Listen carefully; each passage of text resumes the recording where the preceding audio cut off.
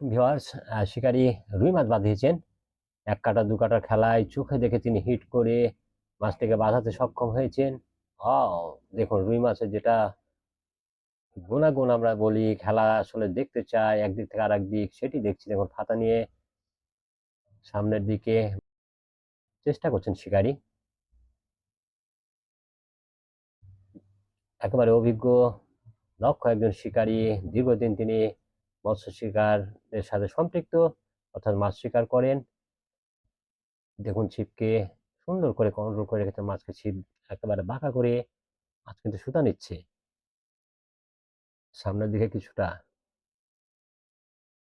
ঝুললেন আবারও। খুবই সুন্দর একটি খেলা। মাছ কেমন সাইজ সেটি বুঝতে পারছি না, তবে অসাধারণভাবে কন্ট্রোলে রেখেছেন শিকারী। ভিউয়ার্স, আপনাদেরকে জানিয়ে রাখি,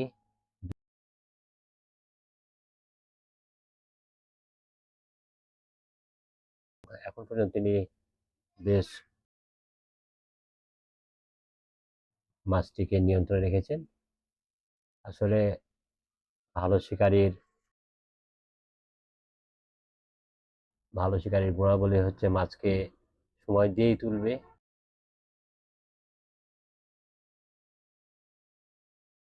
হয়ে গেলে তখনই আসলে শিকারীরা ছাকনায় দিতে চায়।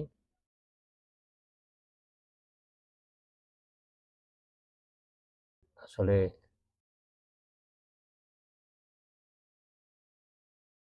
যে ক্যামেরাটা একটু অন্যদিকেই, এবার ঠিক আছে।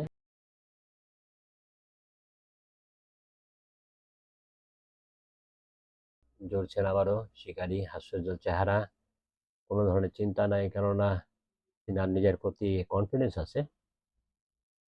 ভলকানি একটি দেখতে পাওয়া গেছে। দারুণ! মাছ আসলে যখন মোটামুটি নিয়ন্ত্রণ হয় ছাকনার আগ মুহূর্তে, কিন্তু এই ধরনের ভলকানি বা ওয়াশগুলো সাধারণত হয়ে থাকে। ভিউয়ার্স, আপনারা যেহেতু খেলা দেখেন, জানেন, অনেকে মাছ শিকার করেন, আপনাদের এ সকল অভিজ্ঞতা রয়েছে। শিকারী মাছ অনেকটা মনে হচ্ছে নিয়ন্ত্রণে। সামনের দিকে ছাকনা আসলে কোন দিকে করবেন সেটা আমিও বুঝতে পারছি না।